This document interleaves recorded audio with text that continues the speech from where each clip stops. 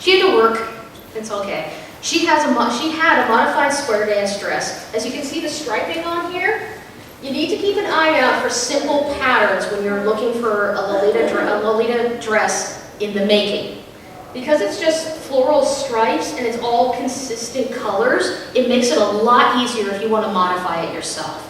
It doesn't take too much extra tailoring to make something that is fairly simple, like that darted bodice, and make it shine. And there's nothing wrong with making your own either. God knows I do. There's no stigma attached, no matter what you may hear online.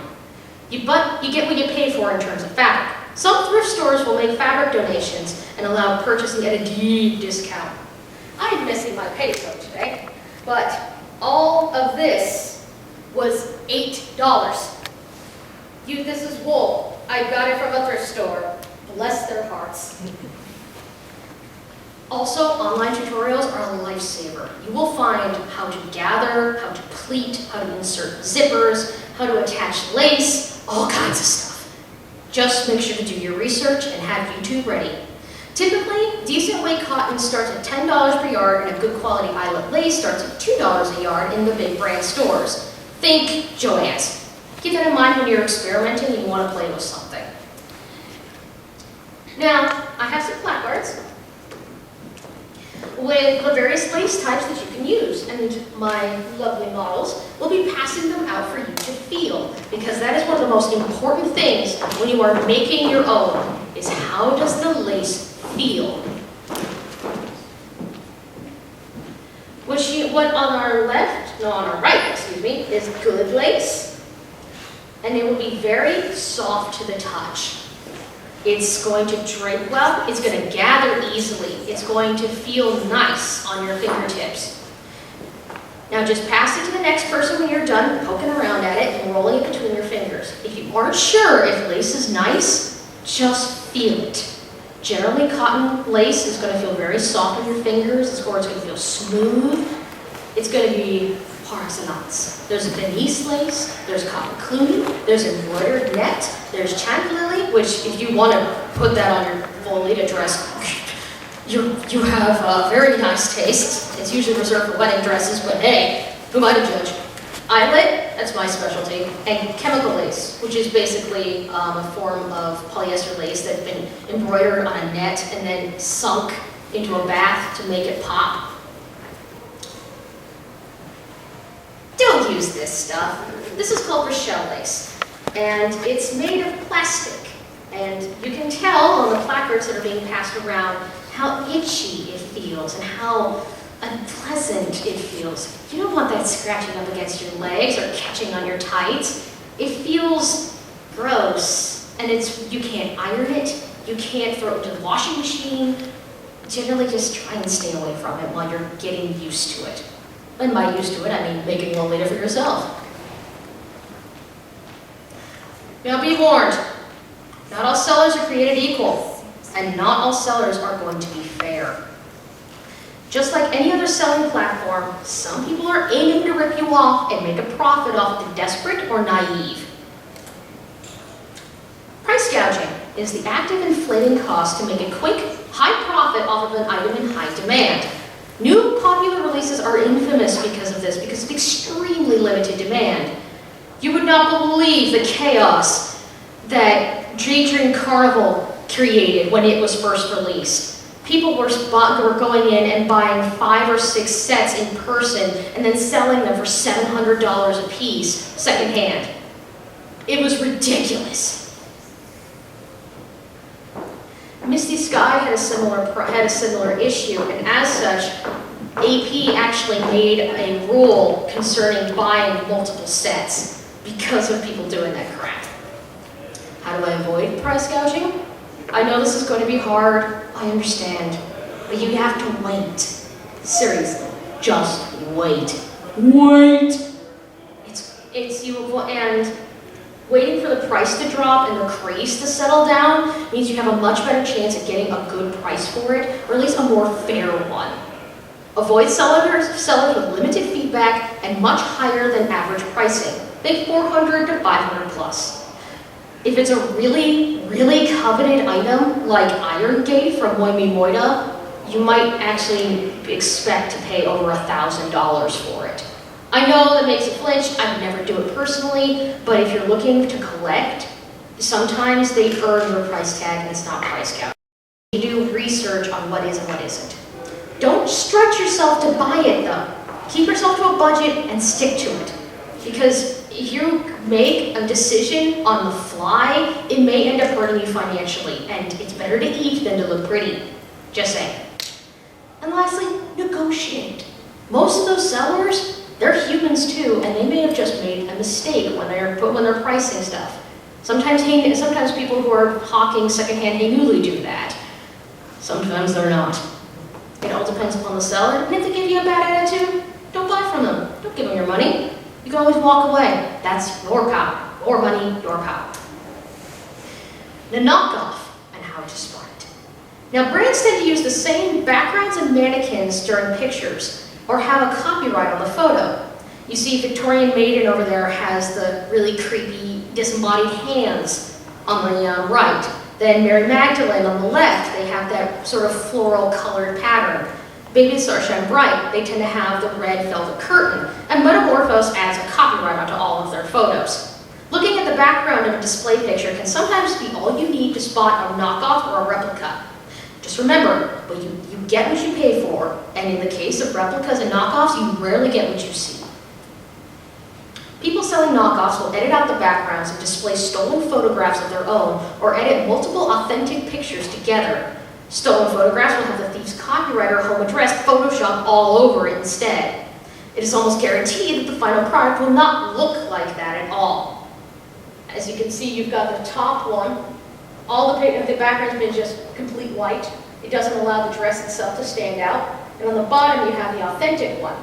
You have the natural shadows playing over it, you've got the background going on, and all the colors pop. If the brand or seller cannot prove its authenticity, don't waste your money. We got another one. Which one of these is the authentic product? How about number 1? Number 2? Number 3? Number 4? Number 5? Number 6? That was the correct one. Just because it's off-brand does not mean it will be a knockoff or that its design won't be stolen by somebody else. All of those other ones, they had either multiple items all shot with the same picture. Brands will never do that. Don't ever do that. They have the backgrounds removed. There was one that was just plainly not Lolita, and this one has all the natural shading that normally comes with a basic photograph from the brand itself. Are there any questions? That includes me or the models that I have here. We'll take questions for about 10 minutes. Anybody got any? Something I didn't quite understand from them? Aha, you! For sewing and making a Lolita dress, like, what skill level do you have to be for sewing? Like, do you need to be intermediate or higher than a beginner to try their hand at it? Of course a beginner can try their hand at it. It really depends upon what you're making. A rectangle skirt, for instance, is probably one of the easiest projects that you can make. It's basically sewing 3 rectangles together. You just have to learn how to gather, and there are online tutorials for that. We're living in an age, though, where Lolita has become almost mainstream, and there are patterns and pattern makers out there that cater specifically to Lolita now. Berta makes some, and a new brand I've never heard of called Cut and Sew are now releasing specific Lolita OPs and JSKs in patterns, which shocks me. They're all original, so they're not copying off of a brand, but I've never seen that before, so it's kind of a shock to me. Yeah? So with any sewing technique, if you come across something when you're making a project and you go, what is this asking me to do? Make a little sample of it. Take like a scrap of fabric that's either similar or a scrap from your project and sew it up following the directions for that technique. That way if you mess up, you're messing up on a 5 by 5 or 6 by 6 square rather than a 30 by 40 piece or something like that. Yep. That way you get your mistakes out then, and then once you're confident with the technique, you can move to your final product.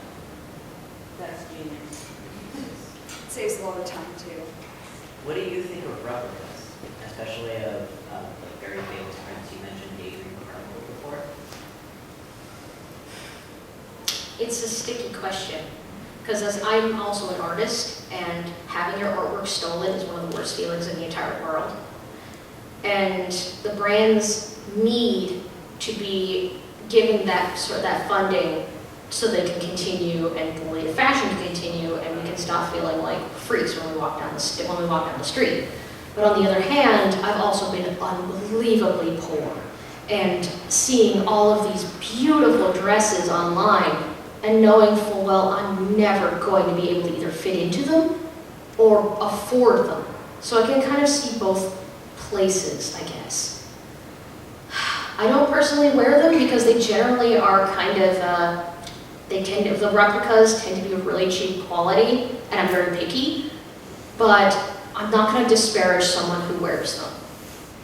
Just keep in mind that there's a quality difference between brand and a knockoff. Hello, Prussia. So other than the Kitty Lynn and classical puppet bell-shaped petticoats, what are other sellers or places would you recommend for those bell-shaped petticoats? Oh, good. Thank you. Come forward, my dear. Belix Tea is a brand new brand from Brazil. I don't have any of their petticoats yet, but they make one literally called the Poof Monster. And it and it doesn't deflate. So they're really expensive because they're like $64 plus shipping, but it's like an investment. And I personally use like my classical puppets one for cosplay. So if I was going to spend money on something, it'd be a good blouse, a good wig, and a good petticoat. So Thank I'll you. look at- I've also seen people take Malcolm Oak petticoats because they're multi-layered and safety pin the top layer up against the waistband so it makes that natural fall, so they can convert an A-line petticoat into a cupcake shape if they can't afford to buy a separate one. That said, sometimes you just want to make the investment so you can just grab it and go when you're in a hurry. Any other questions? Really? Wow, I guess it was more thorough than I thought. All right, I'd like a round of applause for my models here.